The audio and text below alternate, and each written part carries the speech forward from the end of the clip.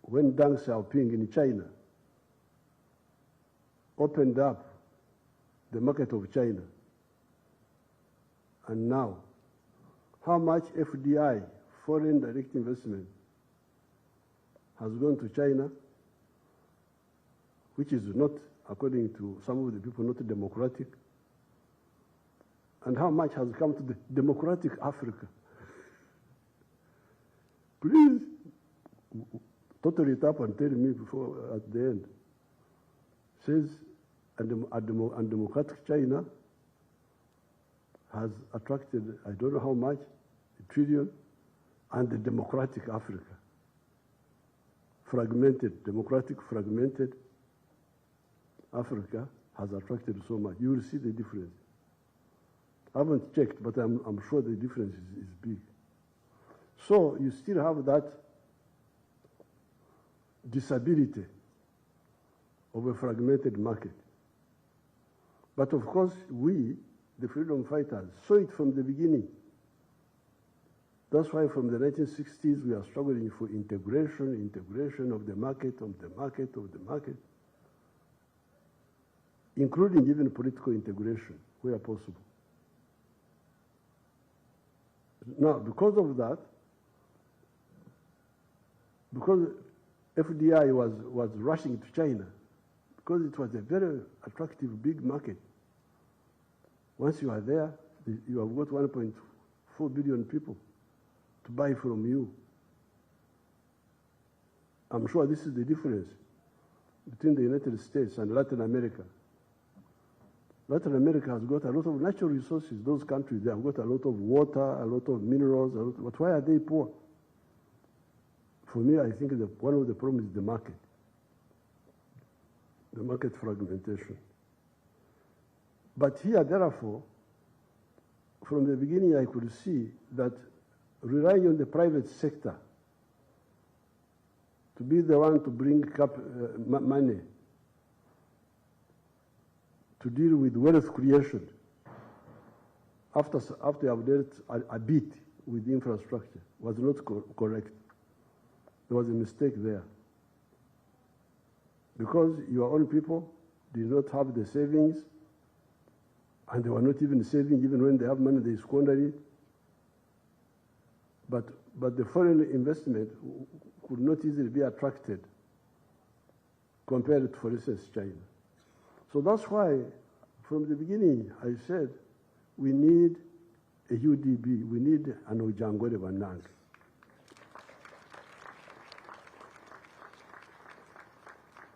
We need a UDB, we need a government institution which is not looking for profit, to keep giving some capital, not only for infrastructure, but even for wealth creation. You know the wealth of Gaga. I tell you, difference between Nkulakulana, development, and wealth of Gaga. Difference. People don't know this. They just talk, development, transformation, blah, blah, blah, blah.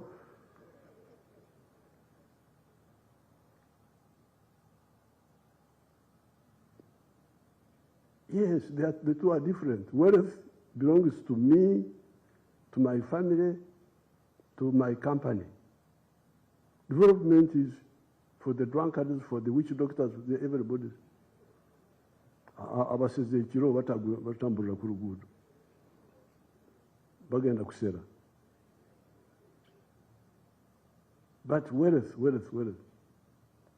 And we are telling you that Madame, Mademoiselle, Monsieur, the way they speak in the African Union, when you go there, Madame, Mademoiselle, Monsieur.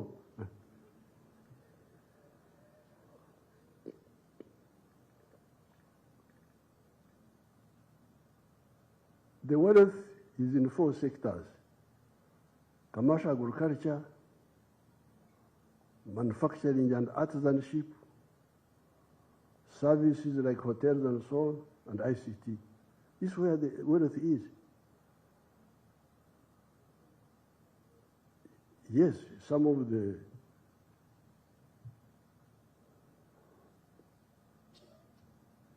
This is where wealth is. Of course, with very rich people, they can also own roads. You can have somebody owning the road and takes road tolls. But for us, if we have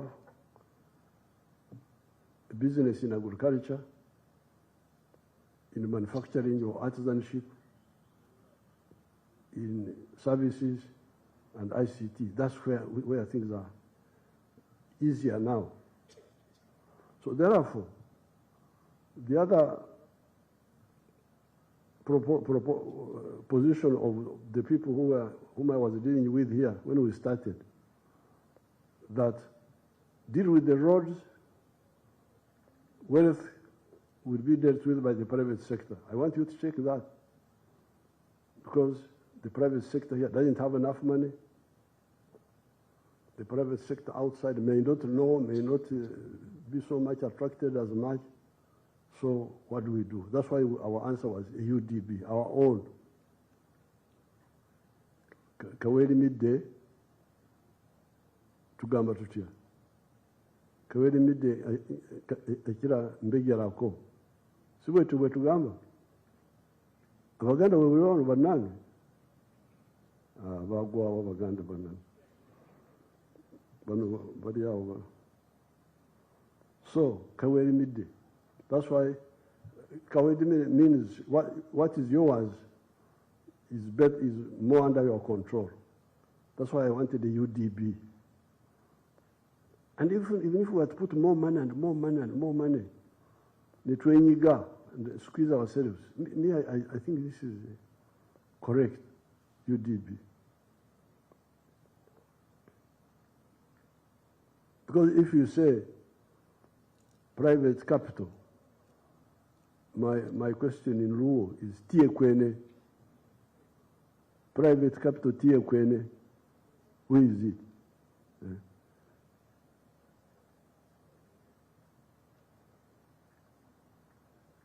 And that's where, again, our other Uganda proverb, nanyini mufu yakola ki? Nanyini mufu yakola ki? Ani asobola kunyamba banange jangu kumuzindalo nyambeko. Kandi abo Baganda we bali wano.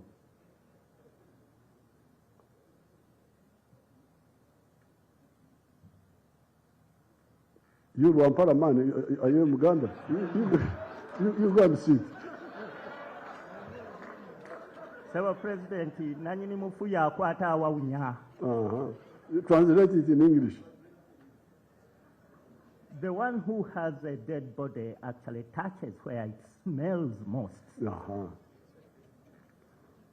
If the dead body in the past, when there was no proper management of dead bodies, the relative of the dead person is the one to touch where the smelling is worse. So, with the owner of the dead bodies ourselves. So this strengthens my argument for the UDB, whatever happens. Now, but alongside all this, the struggle for, because you remember these businesses, in order for them to be successful, they need low input costs, low cost of electricity, low cost of transport, which we are struggling with, low cost of money, but they also need market. You must get somebody to buy what you produce. So, as strategists, we must struggle for the integration of the African market as a matter of life and death, not just talk about it and then go, no. It is decisive. Now, of course, I hear that there is patient capital abroad. That's what I hear. That there are groups, pension funds, and so on in some of these countries which we liberated from poverty. Because remember, the African slaves are the ones who liberated the Europeans from poverty. by working for nothing. To have people working for you from 1470 there, when they started taking slaves from West Africa, to about 1900. Free labor. Why would you not be rich? So that capital there is there. People whom we liberated from poverty, they have a lot of capital. I hear, that's what I hear. If they were clever, they could bring it here. And they will get very good money for a long time. Because if you bring that, I don't know whether those people are here, the ones you call donors. Africans are the donors, but you are the donor, you fellows, you are the donors. But they don't call you to Paris Club, but you are the donors.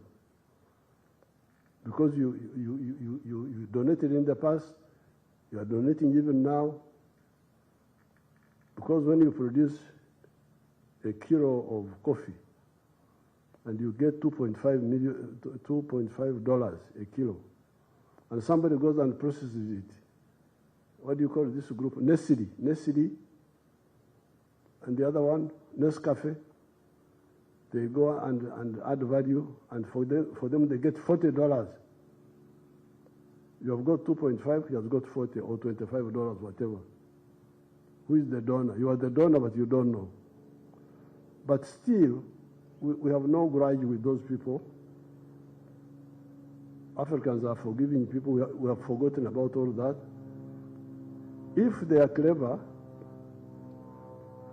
they can bring that capital here. If we are also clear and invest in this private sector, even if they invest themselves, their own companies, or lend to us, and we pay them back, they will benefit. Because the Chinese are doing it. We have used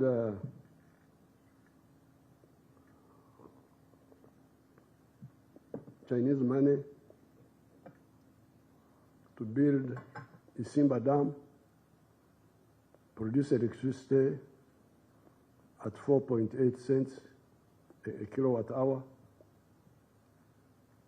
We have used the Chinese money to build Karuma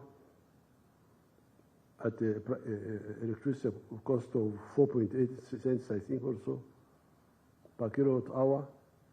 The one we built with private capital from the West, Bujagari, what is the cost of power? 16 cents. Are these people, do they hope to go to heaven or what? Total bankruptcy. No vision. That's why Mbaba should write that prayer of hers and saturate it. Because she prayed for vision and integrity. So, if the Chinese can lend us and we produce electricity at 4.8 cents, and why would other people not see this? And this is because we have not finished paying the Chinese. Once we finish paying them, the cost of electricity will be 1.2 cents per kilowatt hour. So if you are talking about development, transformation, blah, blah, blah, what are you talking about if you don't talk about the cost of electricity, having affordable electricity? What are you talking about? That's why I don't go to these meetings. Even when I go there, I sleep most of the time.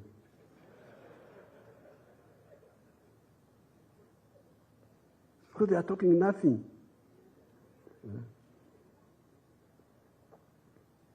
So the capital is there. And if they were clever, they would come and would develop together.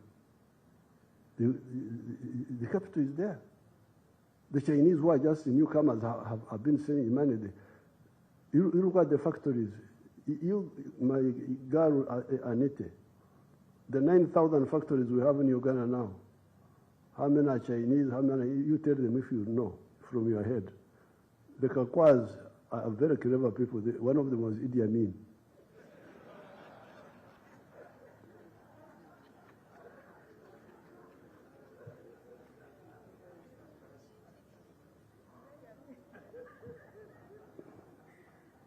Thank you, Your Excellency, although you've deflated me. No, I have upgraded you. Thank you, Excellency. Thank you, Your Excellency. Because of your vision and the policies of the NRM, you've been able to attract factories in Uganda to 9,000, employing 1.2 million people. And out of that, 949 are actually Chinese-owned. And the Indians? Sorry, I don't have the statistics. Go and get the figures and tell the conference later. Okay, sir. So you find that the Chinese are contributing to both the infrastructure, but also to the development of the private sector, using the money they are getting from their place there. So why can't our other friends, because I'm speaking English, I'm not speaking Chinese. I'm actually a relative of the British, culturally. So why would they not see this? Now, finally, what is crucial for if people are not greedy, because the problem of the private capital, the private banks, commercial banks, their problem is Omururu. Omururu, too much greed for money. The interest rate is what? 22%? What is the interest rate of Jangori? Of the commercial banks? In the region of 22%. 22%. Yes, Your Excellency. And then quickly, within a year, you must pay back. That is per annum. Huh? Jangori. Your Excellency, that's per annum. So, if you lend me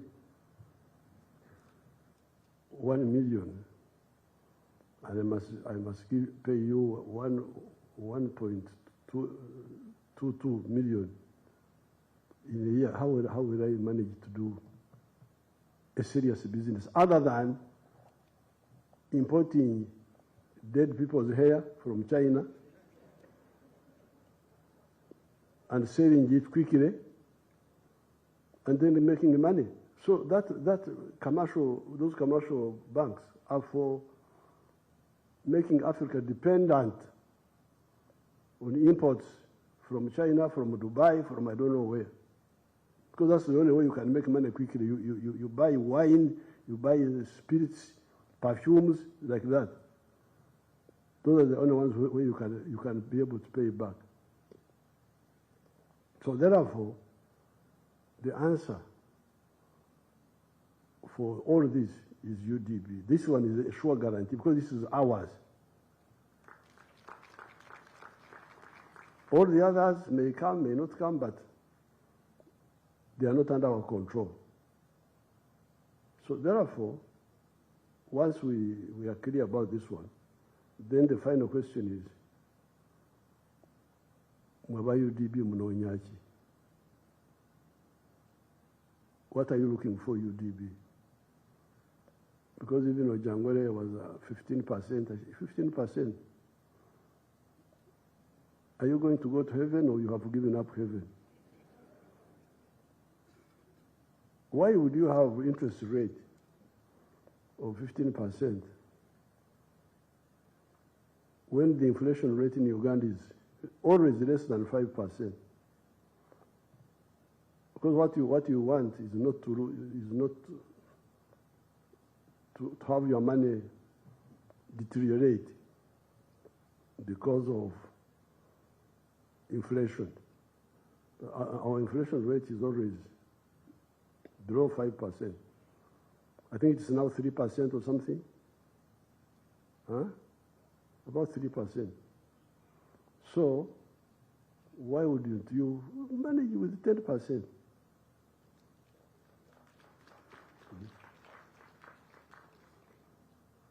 But this, of course, means that the general manager must get less salary.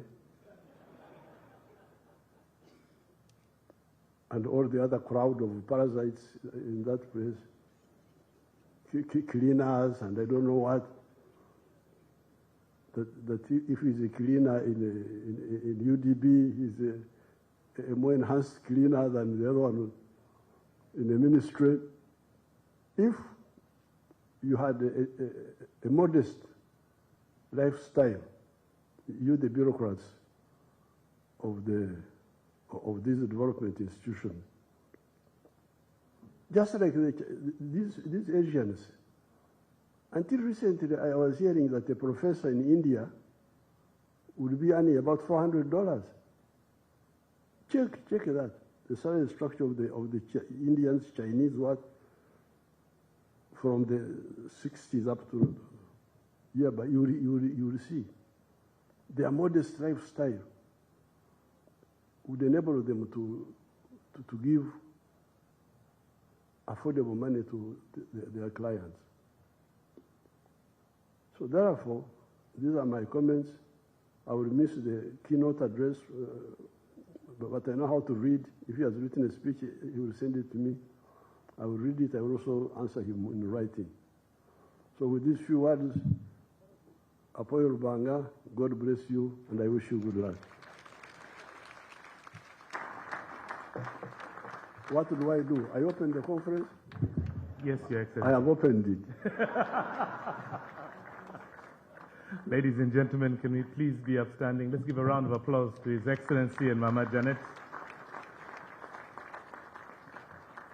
Ladies and gentlemen, let's remain upstanding for the East African anthem and then the national anthem.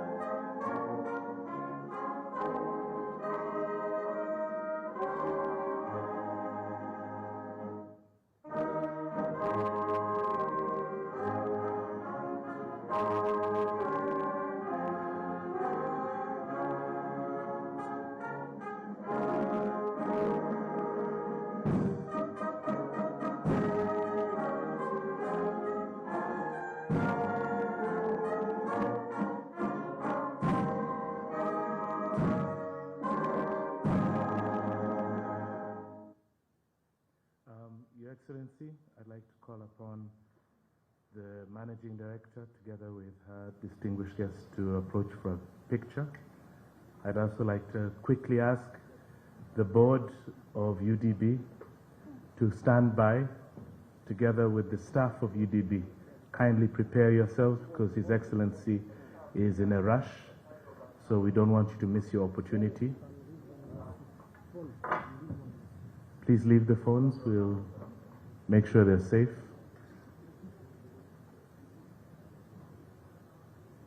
Board and staff of UDB, kindly be on standby. Kindly position yourself, because right afterwards we'll have board and staff of UDB.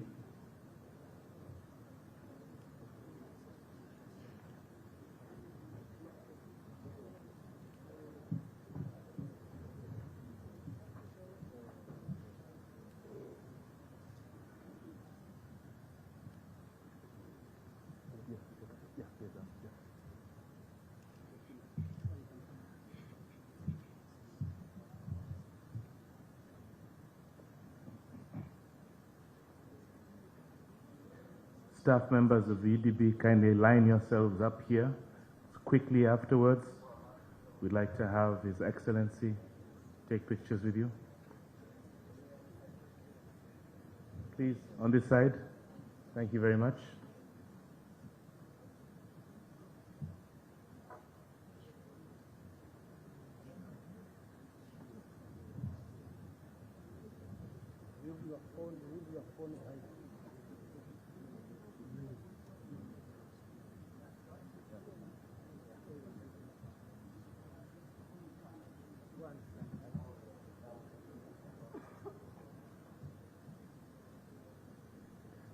Staff members, kindly join behind.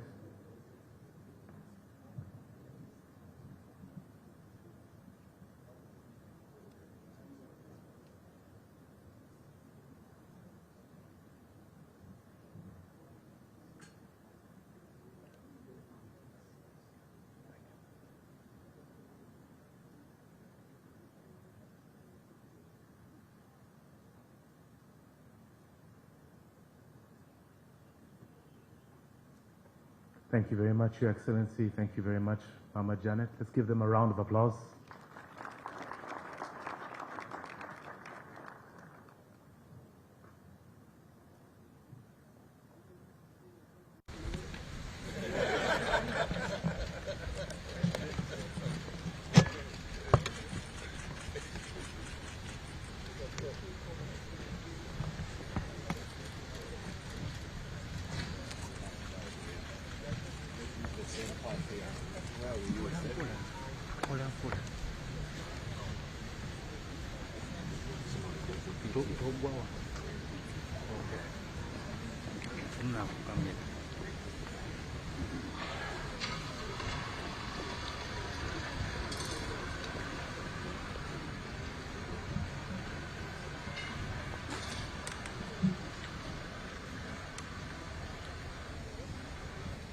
Ladies and gentlemen, let's give him a round of applause. His Excellency the President of the Republic.